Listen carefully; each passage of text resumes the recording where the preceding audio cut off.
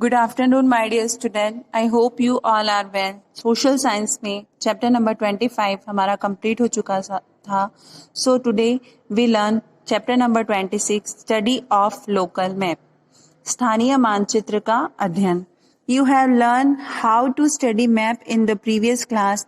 Late us revise in it brief. हमने पिछली कक्षाओं में मानचित्र के बारे में कुछ पढ़ा था।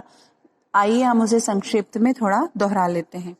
अ map is a conventional representation of any area of the earth surface, small और large, drawn to scale on the flat surface.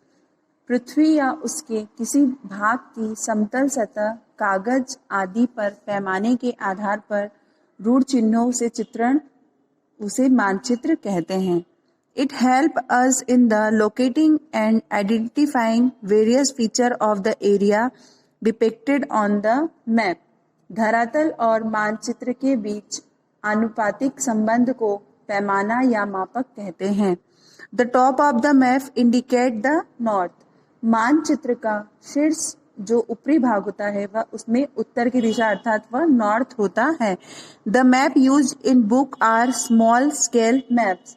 जो हमारी बुक्स में मैप होता है वह छोटे पैमाने के मानचित्र के आधार पर होता है। Now our first point is recognisation the land forms, स्थल रूपों की पहचान। A map is in fact a replica of earth surface. मानचित्र वास्तव में पृथ्वी के धरातल का प्रतिचित्रण है। The surface is not even everywhere. Somewhere it is high, somewhere low and somewhere rugged. This is called the landforms of the surface. अर्थात कि धरातल जो हमारे पृथ्वी है वो कहीं भी एक जैसी नहीं है, कहीं ऊंची तो कहीं नीची, कहीं समतल है तो कहीं उबड़ खाबड़। इसे ही धरातल का उच्च कहा जाता है। The maps are drawn on a flat surface, so it is difficult to show the high and low. To solve this problem, contrast and various color are used in the map. क्योंकि जो हमारा map है वह एक जैसे मतलब समतल पटल पर बनाया जाता है, इसलिए ऊंचाई नीचाई को दिखाना कठिन होता है। इस कठिनाई को दूर करने के लिए मानचित्र में जो मैप है वो अलग अलग उसमें रंगों का उपयोग किया जाता है। धरातल पर की अन्य बातों को मान्य रूढ़ि चिन्हों से प्रयोग किया जाता है। Now colour method. अब जो मैप है, how we use colour method in our map to measure the high and low surface. The sea level is the base. धरातल की ऊंचाई और निचाई नापने के लिए समुद्र के जल की सतह को आधार माना जाता है। If the height of place is shown 200 metre in the map, it means the place is 200। यदि मानचित्र में किसी स्थान की ऊंचाई 200 मीटर प्रदर्शित की जाती है तो उसका तात्पर्य यह है कि वह स्थान समुद्र की सतह से 200 मीटर ऊंचा होगा। ऊंचाई के आधार पर ही पृथ्वी के धरातल के विभिन्न नाम दिए गए हैं, जैसे कि मैदान, पठार, पहाड़ आदि। इन बड़ी स्थल आकृति को पहली नजर में ही समझ लेने के लिए मानचित्र में विभिन्न रंगों का प्रयोग किया जाता है। Various colors are used in the map to identify these big end forms like उसमें कौन कौन से कलर यूज होते हैं? ग्रीन कलर, येलो और grey colour for green colour for plains, yellow और grey colour for plateau, brown for mountain और the high peaks. अर्थात कि हरा रंग मैदान के लिए, पीला रंग या भूरा रंग पठारों के लिए और जो ब्राउन है वह पहाड़ों और नदी ऊंची चोटियों के लिए यूज किया जाता है। You see this color in map, somewhere light and somewhere dark. This is easy to understand that light colors speak of less height, where the dark color indicate about the more height. Map में आप देखेंगे कि रंग भी कई हल्के तो कहीं गहरे रंग के होते हैं। इससे हमें यह समझना चाहिए कि हल्के रंग कम ऊंचाई को बताते हैं और जो गहरे रंग है वह अधिक ऊंचाई को बताते हैं। हल्का हरा रंग निचले मैदानी भाग को बताएगा, वहीं गहरा हरा रंग अधिक ऊंचे जो मैदानी भाग है उसे दर्शाता है। ऊंचे उठते स्थल भागों का रंग पीला होता है, जबकि ऊंचे पठारी भागों का रंग ब्राउन होता है। यही बात पर्वतों के रंगों में भी दिखाई देती है। जैसे कम ऊंचे पर्वत गहरे भूरे या हल्के ब्राउन रंग के होते हैं, वहीं ऊंचे पर्वत जो होते हैं वह डार्क ब्राउन कलर से बनाए जाते हैं। यहाँ एक बात और ध्यान देने वाली है कि पहाड़ों की ऊंची चोटियों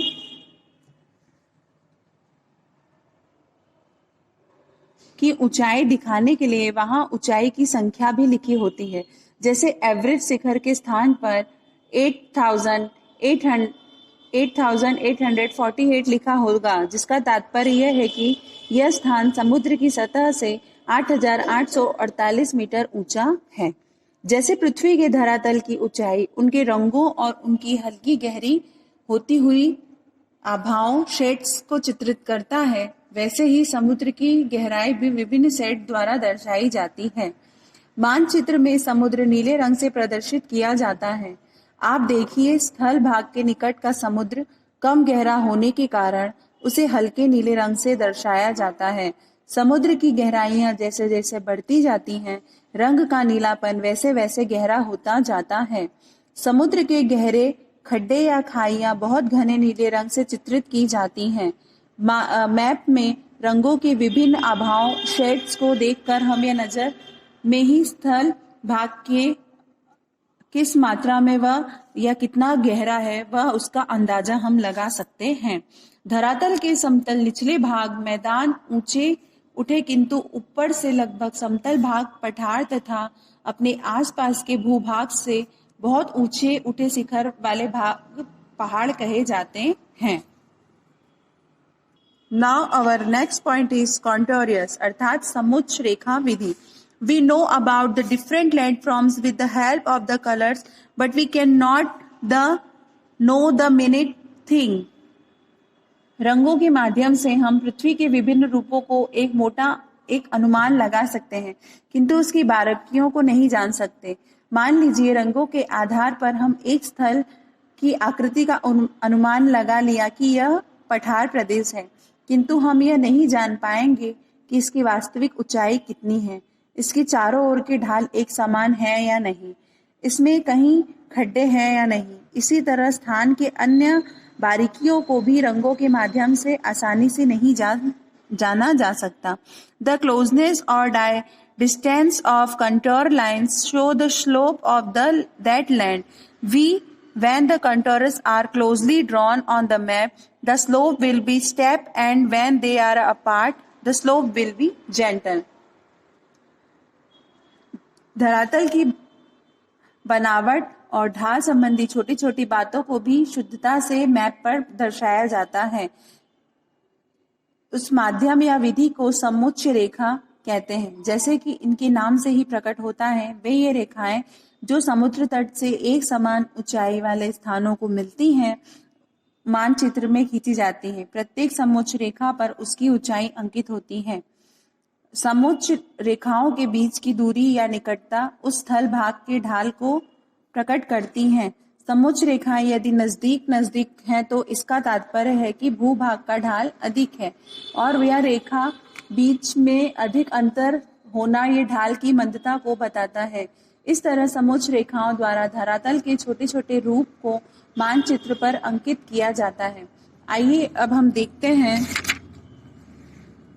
Let us know few landforms with the help of contrast. It the picture given below for land and have been shown with contrast. ठीक है, तो दिस टाइप की जो पिक्चर्स हमें यहाँ पे दिखाई गई है, that is a conical hills, मतलब ये ऊंचे पर्वत हैं जो मतलब उसके किस माध्यम से उसमें जो ये जो लाइन से ये ड्रॉ करती हुई इस टाइप की दिखाई गई है। मतलब इसमें डिफरेंस कितना है।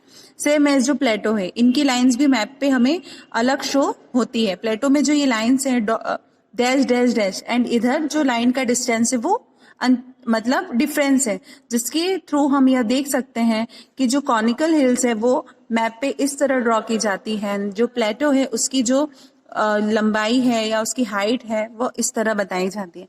Now river valley of V shape, और जो रिवर जो वैलीज हैं वो घाटियां हैं जो इस तरह से दिखाई जाती हैं। जैसे कि ये चित्र में this is placed almost evenly on a map representing a conical hill. यह पहाड़ी के गोल होने के साथ ही चारों ओर ढाल लगभग एक समान होता है, इसलिए समोच्च रेखाएं भी लगभग समान दूरी और समान गोलाई पर होती है। यदि मानचित्र में कहीं ऐसी समोच्च रेखा दिखाई दे तो आप तुरंत समझ जाएंगे कि यह पहाड़ी कॉनिकल हिल्स कहलाती है।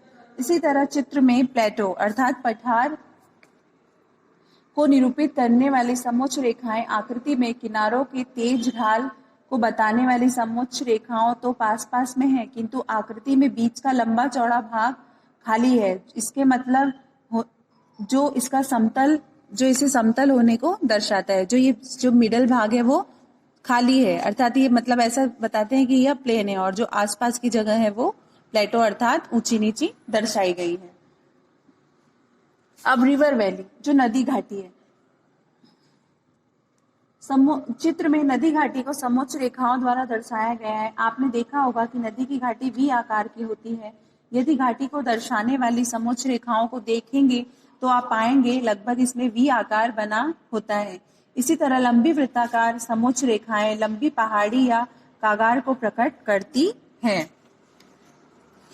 इसी तरह धरातल की अन्य आकृतियों को समोच्च रेखाओं द्वारा भी हम दर्शा सकते हैं। आप ये मैप देखिए, जो ग्रीनरी है, जो मतलब जो फॉरेस्ट है उसे मैप में इस तरह शो किया जाता है, जिसकी जो मतलब फॉरेस्ट से इसकी दूरी इतनी है 500 मीटर 1000 मीटर, और धीरे धीरे जो इसमें डिफरेंस है वो आप इजीली देख सकते हैं कि जो ये वाटर एरिया है वो 25 मीटर 50 मीटर 75 मीटर, लेक जो ये ब्लू है ये लेक है, और ये ग्रीनरी को फॉरेस्ट को जो ग्रीन मतलब ये ट्रीज से इसमें शो किया जाता है। फार्म लैंड जो इस तरह की जो ये है इसे फार्म लैंड से मतलब दर्शाया जाता है। इस तरह की अलग अलग जो ड्रॉ है उसके द्वारा हम मैप में देख सकते हैं। कंट्रास्ट लाइन, कंट्योर लाइन, जो ऐसी लाइंस हैं वो इन्हें कंट्योर लाइंस कहते हैं। एंड रेसिडेंटल एरिया जो लोगों के रहने की जगह होती है वो मैप में इधर दिखाई दी गई है। रेसिडेंटल यहाँ पे मतलब मैप के द्वारा लोग रहते हैं, और जो मैप के जो सबसे ऊपरी भाग होता है वो नॉर्थ डायरेक्शन में दिया जाता है। This is the picture of a local map. Okay, so here our lesson number 28 are also completed.